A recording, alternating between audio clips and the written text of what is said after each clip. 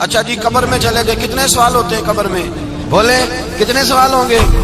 اللہ آپ کو خوش رکھے، 3 سوال ہوں گے۔ پہلا کیا ہے؟ تیرا رب کون ہے؟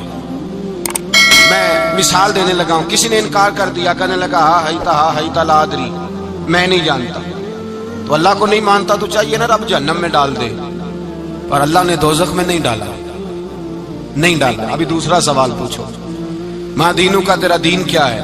ہا ہیتا لا ادری، کافر ہے، منافق ہے، فاسق ہے، کہتا ہائے افسوس میں نہیں جانتا۔ چاہیے تھا نا دین نہیں جانتا دوزخ میں ڈالا جائے، لیکن اللہ ابھی دوزخ میں، ابھی جہنم کا گڑھا نہیں بنی۔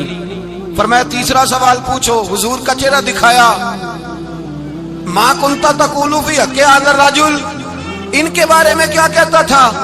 اس نے کہا میں نہیں جانتا۔ اللہ نے فرمایا تو میرے نبی کو نہیں جانتا، پکڑو اس کو جہنم میں داخل کر دو۔ نہ اپنی ذات کے انکار پر دوزخ میں بھیجا، نہ دین کے انکار پر، کہا میرے مصطفیٰ کو نہیں مانتا، ڈالو اس کو جہنم کے اندر۔ تمام کتب حدیث، تمام بخاری سے لے کر طبرانی تک، تمام کتب حدیث میں اسی رنگ میں روایت ملے گی۔ قبر میں بندہ گیا، مومن ہے، مسلمان ہے، نمازی ہے، 10 حج کیے، 15 عمرے کیے، زکاتیں، صدقات، خیرات، عبادات، نفل، نماز، داڑھی، حج، عمرہ، بڑا کچھ۔ ہاں بھائی من ربو کا، اس نے کہا ربی اللہ، اللہ میرا۔ اس کو جنت کوئی نہیں ملی، ابھی جنت کی کھڑکی۔ دوسرا سوال پوچھو، ماں دینوں کا، تیرا دین کیا ہے؟ دینی الاسلام، میں اسلام کو مانتا ہوں، جنت مل گئی۔ پورے کے پورے دین کو مان رہا ہے، نماز کو مان رہا ہے، حج کو مان رہا ہے، زکات کو مان رہا ہے، عبادات کو مان رہا ہے، ہر چیز کو مان رہا ہے، لیکن جنت ملی۔ فرمایا تیسرا سوال پوچھو، حضور کا جلوہ والضحیٰ دکھایا۔ کچھ لوگ غلط ترجمہ کرتے ہیں، یہاں بھی کہتے ہیں پوچھا جائے گا یہ کون ہے، یہ لفظ نہیں ہے، ما کنت تقول فی حق ھذا الرجل۔ اللہ فرمائے گا یہ بتا دنیا میں میرے نبی کو کیا کہا کرتا تھا، ان کے بارے میں تو دنیا میں کیا کہا کرتا تھا؟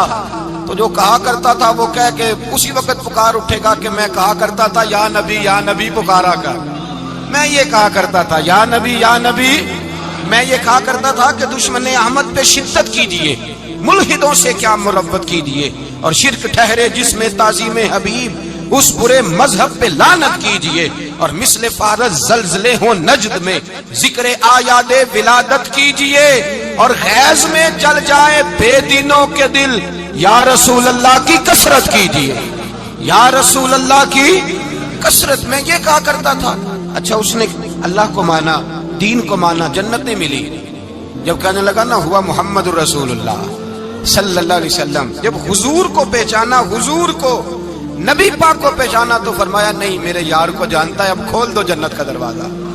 تو بھائی مغز قرآن روح ایمان جان دین ہست حب رحمت للعالم، حضور کی محبت اصل ہے دین کی۔ قرآن مجید سورہ توبہ آیت نمبر 24، کوئی تفسیر نہ آپ پڑھیں، صرف اس آیت کا ترجمہ پڑھیں، خالی ترجمہ، اور ایک ایک بات کو اللہ تبارک و تعالیٰ نے بالتفصیل بیان کیا۔ فرمایا کل ان کان آباؤکم، اے محبوب آپ ان سے فرما دے اگر تمہارے باپ، وابناؤکم تمہارے بیٹے، واخوانکم اور تمہارے بھائی، وازواجکم تمہاری عورتیں، وعشیرتکم تمہارا کنبہ، تمہارا خاندان، واموال اقترفتموہا اور تمہارے کمائی کے مال، ذرا گنتے جائیے چیزوں۔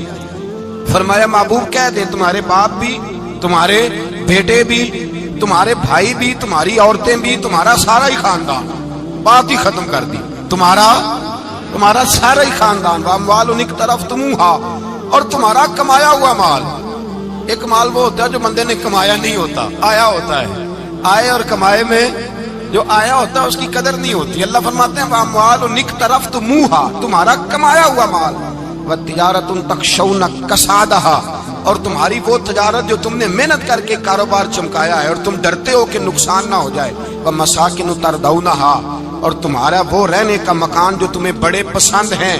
یہ ساری چیزیں گنوا کے کہا احب الیکم من اللہ ورسولہ، اگر یہ چیزیں تمہیں خدا سے زیادہ پیاری ہوں اور خدا کے رسول سے زیادہ پیاری ہوں، وجہاد فی سبیلہ اور ان کے رستے میں جہاد سے زیادہ پیاری ہوں، پھر کیا کرو فتربصوا انتظار کرو حتی یاتی اللہ بامری، یہاں تک کہ اللہ تم پر اپنا عذاب لے آئے گا۔ اگر تمہیں تمہارے باپ، تمہارے بیٹے، تمہاری اولاد، تمہارا کنبہ، تمہارا خاندان اگر مصطفیٰ کریم سے زیادہ پیارا ہوا تو پھر اللہ کیا کرے گا تم پر؟ اپنا اللہ عذاب نازل کرے گا تم پر، اگر یہ چیزیں تمہیں خود رسول پاک نے بیان کیا. اور لفظ انداز دیکھیے حدیث پاک کا، لا یؤمن احدکم حتی اکون احب الیہ من والدہ وولدہ، تم میں سے کوئی اس وقت تک مومن ہی نہیں ہو سکتا جب تک میں اسے اس کے ماں باپ اور اس کی اولاد والناس اجمعین، اور بات ہی ختم کر دی، فرمایا جب تک سب لوگوں سے بڑھ کر مجھ سے پیار نہ کرے اتنی دیر تک مومن ہو سکتا. حضرت عمر حضور کی بارگاہ میں آئے، عام آدمی نہیں، جناب فاروق اعظم، نبی پاک صلی اللہ تعالی علیہ وسلم کی یہ حدیث سنی تو حاضر خدمت ہوئے، کہنے لگے یا رسول اللہ صلی اللہ علیہ وسلم میں ہر چیز سے بڑھ کر آپ سے پیار کرتا ہوں، اور میں خالی نعرے لگانے والا نہیں، میں گھر سے تجربہ کر کے آیا ہوں، میں نے اولاد سامنے رکھی ہے، پھر آپ کا پیار سامنے رکھا ہے. حضور مجھے اولاد نہیں زیادہ پیاری، آپ زیادہ پیارے ہیں. اولاد زیادہ پیاری نہیں، ہم نے بھی کبھی سامنے رکھی ہے اولاد اور حضور کا پیار ہے. جی میں حدیث پاک بیان کر رہا تھا تو روک گیا ہوں اچانک، رکھی ہے کبھی سامنے؟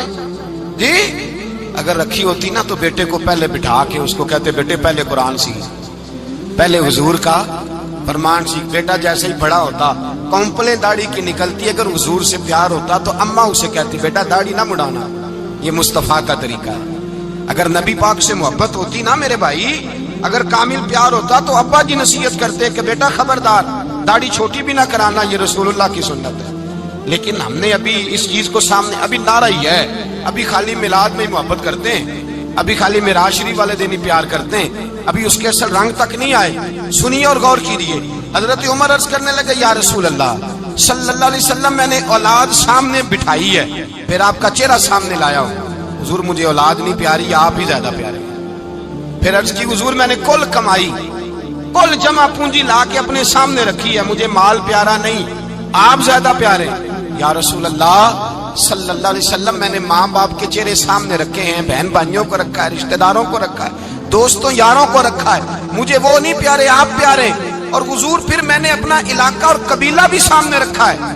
حضور مجھے وطن سے پیار نہیں، آپ سے پیار ہے. اور محبوبہ حد ہو گئی، میں نے اپنی عزت بھی سامنے رکھی ہے، عزت بھی. لیکن محبوبہ مجھے عزت نہیں پیاری، آپ زیادہ پیارے ہیں. حق پسند لوگ تھے، سچی بات کرنے والے.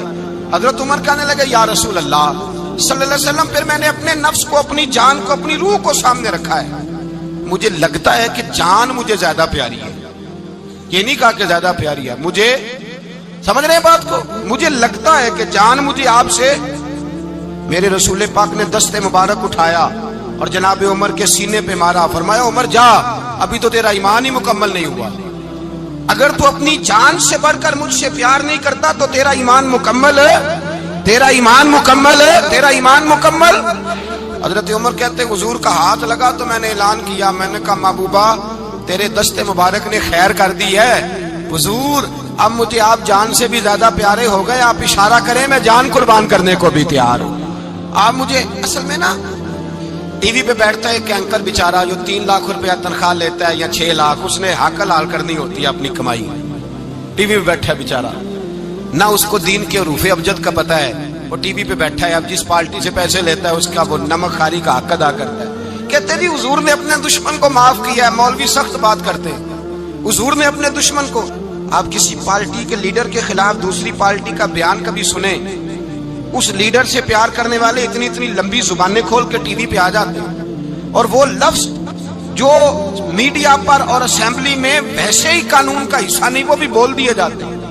لوگ ان معاملات میں بھی حمایت کرتے ہیں اپنے لیڈروں کی جن میں حمایت بنتی ان میں بھی.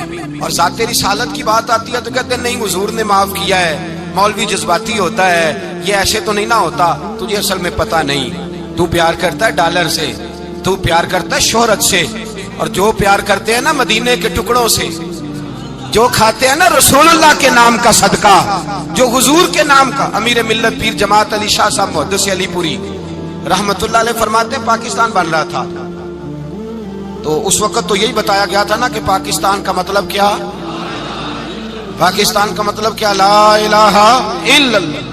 کہتے ہیں یہ بتایا گیا تھا. ہم پاکستان کے حق میں تقریریں کرتے تھے، اور ہندو پنڈت جو ہوتے تھے نا وہ اسلام کے خلاف معاذ اللہ اور پاکستان کے خلاف تقریریں کرتے تھے، جلسے ہوتے تھے۔ پھر جماعت علی شاہ صاحب کہتے ہیں کہ دیکھا ہندوؤں کا جلسہ تھا تو ایک پنڈت تقریر کر رہا تھا، اب سارے ہندو تھے، مسلمان تھا ہی کوئی نہیں، سب ہندو بیٹھے تھے اور وہ سن رہے تھے۔ تو معاذ اللہ اس نے تقریر کرتے کرتے نا حضور کی ذات اقدس کے بارے میں کوئی جملہ کہہ دیا، کوئی نازیبہ بات کہہ دی، اور کوئی نہیں تھا، وہ ایک ملنگ تھا، وہ پیچھے بیٹھ کے، جو دوری ڈنڈا نہیں ہوتا جن کے ہاتھ میں، اور ڈنڈا بھی کئی رنگوں کا ہوتا ہے ان کا، وہ اس نے پکڑا ہوا تھا اور وہ پتہ نہیں کیا اس میں پیس رہا تھا۔ امیر ملت فرماتے ہیں اس کے کان میں سپیکر کی آواز گئی کہ حضور کے بارے میں بات کر دی۔ اس نے ڈنڈا پکڑا، ملنگس آدمی تھا، پیچھے سے نکلا، کسی نے روکا بھی نہیں، اسٹیج پہ چڑھا سیدھا اور 2-4 ڈنڈے زور زور سے پنڈت کے سر پہ دے مارے، پنڈت مر گیا، پرچہ ہو گیا، مقدمہ ہو گیا، جیل ہو گئی۔ امیر ملت کہتے ہیں میں جیل میں ملنے گیا، میں جیل میں دیکھے بندہ ان پڑھ تھا، بات بڑی پڑی کر گیا۔ امیر ملت فرماتے ہیں بندہ سادہ تھا پر بات بڑی حسین کر گیا، بندہ بالکل بے عمل تھا پر بات ایمان کی کر گیا۔ آپ فرماتے ہیں میں جیل میں ملنے گیا تو میں نے کہا سائیں نہ تو نماز پڑھے نہ روزہ رکھے نہ تو مسجد آئے، تو عبادات کی طرف توجہ نہیں کرتا اور تو نے اتنا بڑا کام کر دیا ہے، ایک ہندو مار دیا ہے۔ تو پیر صاحب کہتے ہیں میری طرف دیکھ کے نا پنجابی میں بولا، کہنے لگا پیر جی مینوں دے سیدھے لفظ بھی کوئی نہیں ہوندے، مینوں کی پتا جے سیدھے لفظ بھی کوئی، مینوں نہیں پتا میرا درجہ کی ہے۔ پیر صاحب میں نماز نہیں پڑھتا میری غلطی ہے، روزہ نہیں رکھتا ہے میری غلطی ہے، میں عبادت نہیں کرتا میری غلطی ہے، پر پیر صاحب یہ تو نہیں نہ ہو سکتا کہ میرے سامنے کوئی میری اچھی تے سچی سرکار دی بے ادبی کر کے لنگ جائے۔